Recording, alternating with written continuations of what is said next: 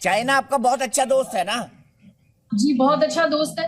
हम ठीक है पीठ में छुरा भी नहीं घोंपते जैसे आप लोग करते हैं। अच्छा ठीक है, आपका बहुत अच्छा दोस्त है चाइना। आप इतनी दिक्कत में, आपके पास पैसा नहीं है, आटा नहीं है, पेट्रोल 2-3 दिन बाद पाकिस्तान में बंद ही हो जाएगा, आपका पेट्रोल का भंडार खत्म दीपक, होने वाला है। हाँ, इसका मुझे ये आंसर करती बताइए, हूँ ये मैं। चाइना बहुत आपको अच्छा उधारी जवाब क्यों है। नहीं दे देता, क्रेडिट क्यों नहीं दे देता? आप ये बता अच्छा दीजिए। इसका अच्छा, जवाब मैं सोच दीपक के रखिएगा। मैं दीपक अब सुशील मैं पंडित जी से आप आपकी बात का काउंटर लेता हूँ। आपकी बात का काउंटर सुशील पंडित जी से लेता हूँ। ये आपको आपका वक्त आपकी लगेगा बात इसका का जवाब जवाब सोचने आपकी में कि मनपसंद चाइना अब आपका आपको उधारी मनपसंद क्यों नहीं जवाब दे रहा, देने लगी हूँ क्रेडिट मैं। क्यों नहीं दे रहा है। सुशील पंडित जी बताएंगे। दीपक सुशील जी आपकी बताइए। मर्जी का जवाब आएगा, आप सुनिए तो सही। आपकी मर्जी का जवाब आएगा, आप सुनिए तो सही। अब नहीं, मैं आऊंगा आपके दीपक पास ही जी, ना। लंबा बोल लिया, आप दीपक जी, सुशील पंडित जी को मौका दिक्कत नहीं मिला। दीपक जी, इनकी दिक्कत यह है कि यहां हीना चौधरी या जैनुल आबिदीन के कहने से कोई दहशतगर्द नहीं हो जाता। बैनुल अक़वामी सतह पर यूनाइटेड नेशंस ने, यानी 200 के लगभग ममालिक हैं, देश हैं यूनाइटेड नेशंस में, उन्होंने मिलकर, उनकी सिक्योरिटी काउंसिल ने मिलकर यह फैसला लिया है कि पाकिस्तान में आधा दर्जन से ज्यादा डेजिग्नेटेड टेररिस्ट हैं और आधा दर्जन के करीब ही डेजिग्नेटेड टेररिस्ट ऑर्गेनाइजेशंस हैं। इनके यहां से ओसामा, इनके यहां मुल्ला उमर छुपा हुआ था, इनके यहां मुल्ला अख्तर था, मंसूर अख्तर, जो मुल्ला उमर का वारिस था।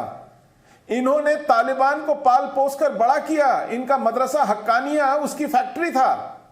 इनके यहां हक्कानी नेटवर्क है। तो ये लोग तो खुद वजीरिस्तान में अपनी एयरफोर्स का इस्तेमाल करते हैं वहां के सिविलियन पॉपुलेशन के ऊपर, क्योंकि वहां का तालिबान इनके सर पे चढ़ बैठा है। और हिलरी क्लिंटन से पहले तो मैडलिन ऑलब्राइट ने कहा था कि Pakistan has become an international migraine, दुनिया के लिए सिरदर्द बन गया है। तो भारत के कहने से वहां कोई दहशतगर्द ऐसी बात नहीं है। दुनिया कहती है, जो इनके भीख के कटोरे में पैसा डालते रहे हैं, इनको गोद में बिठाकर पालते रहे हैं, उन्होंने कहा है, हमने नहीं कहा है। हमारे कहने पे मत जाइए, दुनिया से सोचिए, पूछिए क्या कहते हैं। पाकिस्तान का पासपोर्ट निचले दर्जे से 2 कदम ऊपर है केवल। दुनिया में कहीं पर भी जाइए, कपड़े उतार के तलाशी लेते हैं हर एयरपोर्ट पे। यह हालत कर दी है पाकिस्तान की।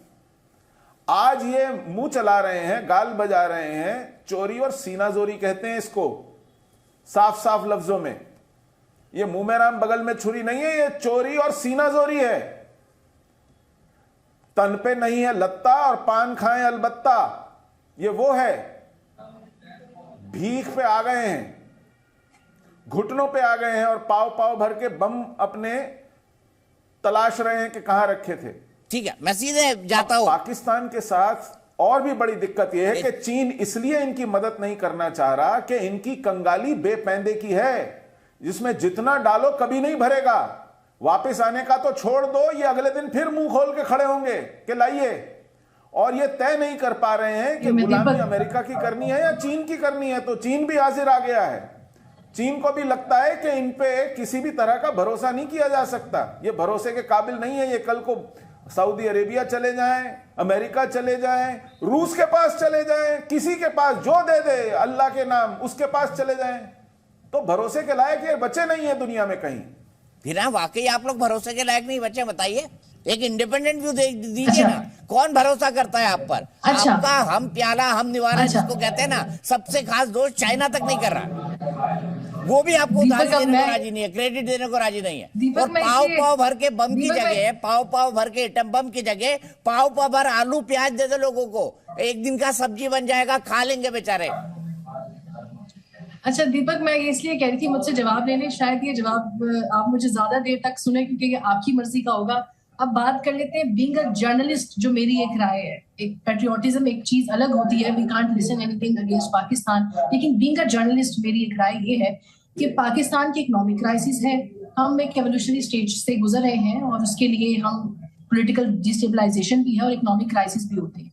जहां तक बात रही, आप आटा, चीनी, अपनी जरूरत की अशिया की किल्लत के हवाले से बात करें, गजाई किल्लत की, वो पाकिस्तान में टू सम एक्सटेंट है, लेकिन उतनी नहीं है जितना इंडिया इस नैरेटिव को सेल करता है दुनिया में।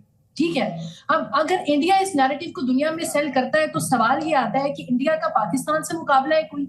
आपकी आबादी ज्यादा है, you have a larger market, आपके इकोनॉमिक कंडीशन है, एक अलग एक इकोनॉमिक कंडीशन है, आप अपने फॉरेन रिजर्व्स को पाकिस्तान के साथ कंपेयर नहीं कर सकते। हम दुनिया की 5वीं नंबर की सबसे तेजी से बढ़ती अर्थव्यवस्था है ना जी। आपकी हमारी ग्रोथ इस वक्त जो है कोविड काल के बाद सभी G7 G20 देशों से ज्यादा है। Deepak, I am not denying your statement, I agree with India's market, और मैंने यही कहा है कि पाकिस्तान और इंडिया का इकोनॉमिक्स, अगर हम इकोनॉमिक सिचुएशन को देखें, देयर इज नो कंपैरिजन। लेकिन वहीं पर पाकिस्तान के इंटरनल प्रॉब्लम्स हैं तो इंडिया के भी इंटरनल प्रॉब्लम्स हैं। जितनी आबादी हमारी है और हमारे मसाइल हैं, उसी तरह इंडिया की उतनी आबादी को लेकर मसाइल हैं। आप अपनी hunger index, global hunger index of India देखें तो आप कौन से नंबर पे आते हैं उसमें? तो आपकी आबादी के तनासुब से जीडीपी का आपके ऊपर, आप ये चाहते हैं कि आपकी अपनी जीडीपी का 97% आपने कर्ज ले लिया है। आप अपने उधार की किस्त चुकाने के लायक नहीं बचे हैं। Pakistan already we have gained the trust of China. उधार की किस्त नहीं, उधार की किस्त पे जो इंटरेस्ट लगता है वो चुकाने लायक नहीं बचा है पाकिस्तान। वो नहीं, और हमारे यहाँ पुरानी कहावत है, देखिए आपके यहाँ एक कहावत चलती होगी 1947 से पहले, जिसमें कहा जाता था कि कर्ज लो और घी पियो। तो पाकिस्तान इसका परफेक्ट एग्जाम्पल है कि कर्ज लो और घी पियो। मैं आपको सुनाऊंगा कि पाकिस्तान की आवाम क्या सोचती है। इरशाद जी से भी जवाब लूंगा, पहले जनरल सिन्हा के पास चलता हूं। जनरल सिन्हा, हमारे यहाँ क्या बाइनरी बनाने की कोशिश कर रही है कि इंडिया ये सेल कर रहा है, इंडिया ये सेल कर रहा है, या पाकिस्तान की एक हकीकत है कि अब वो बैंकरप्ट होने के मुहाने पर खड़ा हुआ है? देखिए, हाँ, हिना बोलती हैं कि मैं तो बहुत बड़ी जर्नलिस्ट हूं, उनको, हाँ, हमारा कोई कंपैरिजन तो है नहीं। $5.3 बिलियन इनके फॉरेक्स रिजर्व हैं। इंडिया के फॉरेक्स रिजर्व आज पूरे विश्व के अंदर में $573 बिलियन है। तो कहां हमारा मुकाबला है? इनके जो पाकिस्तानी इन्फ्लेशन है 25.5% और आगे अगले महीने ये 30% चला जाएगा। वेनेजुला से ये मुकाबला कर सकते हैं। हमारे इन्फ्लेशन रेट 4.2 है। कहां मुकाबला है हमारा? मैं ये नहीं कहता हूं, इनके जो पाकिस्तानी रुपीस आज के दिन में मैं देख रहा था, जहां इनके फॉरेन, जहां पर एक्सचेंज है इनकी 255.5 ये जो रुपीस है एक आपका डॉलर हो चुका है, और कहते हैं और भी गिरेगा ये। देखिए, हेना जी यदि बोल रही हैं कि जर्नलिस्ट हैं और इन चीजों को यदि नहीं समझती हैं और रेटरिक में जाती हैं तो बहुत अच्छा है। ये कहती है भारत क्यों चिंता करता है? भारत इसलिए चिंता करता है, मैं आपको बताता हूं। यदि इनके यहां पर जितनी ज्यादा ये नीचे जाएंगे और जितनी ज्यादा इनकी डिस्टेबिलिटी होगी, उतना ही ज्यादा पूरा का पूरा साउथ ईस्ट एशिया डिस्टेबलाइज होगा। अभी हम इनको कह रहे थे, ये गए थे इनके जिनके प्रधानमंत्री जो हैं वो गए थे वहां यूएई में, बोले एक हाथ में तो हमारा न्यूक्लियर बम है और दूसरे हाथ में कटो, शर्म आती है, सच्चाई बोले। वहां पर ये भी बोल गए कि 3 लड़ाई लड़ी, हमने सबक सीख लिया, अब हम मार खा गए। ये बाजवा साहब ने फरवरी 24 तारीख को 2020 में बोला था, कहा कि प्लीज हमें हमारे साथ सीजफायर कर ले। हमने कहा किया, आमीन, करते हैं आपके साथ। आप कह रहे थे ना कि पहल तो देखिए नहीं, अब हम इस दौरान पहल कर रहे हैं। मोस्ट फेवर्ड नेशंस की अभी भी हमने नहीं लिया इनसे, इन्होंने बंद किया है। हमने तो कहा हां, हमारे गेहूं को ये खरीदेंगे सऊदी अरेबिया से, हमारे ऑयल इनके पास आ रही है सऊदी अरेबिया से। बहुत अच्छा है, आप करें।